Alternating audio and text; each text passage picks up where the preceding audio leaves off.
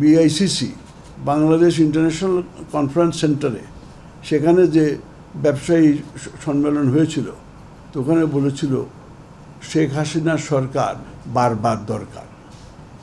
তো সেইভাবে শেখ হাসিনা সরকার এসছে।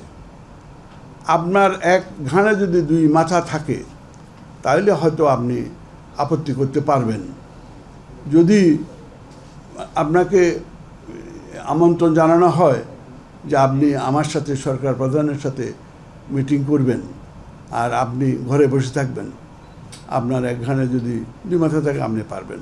তো আমাদের তো দুই মাথা ছিল না, আমাদের এক মাথাই ছিল। ইনভাইট করা হয়েছে, I could not refuse it to go. আমাকে যেতে হয়েছে। শেখ হাসিনা সরকার বারবার দরকার যখন দিচ্ছে, যিনি ওই স্লোগান দিয়েছেন, আজকে উনি বলবেন যে ওই ডক্টর ইউনূসের সরকার বারবার দরকার।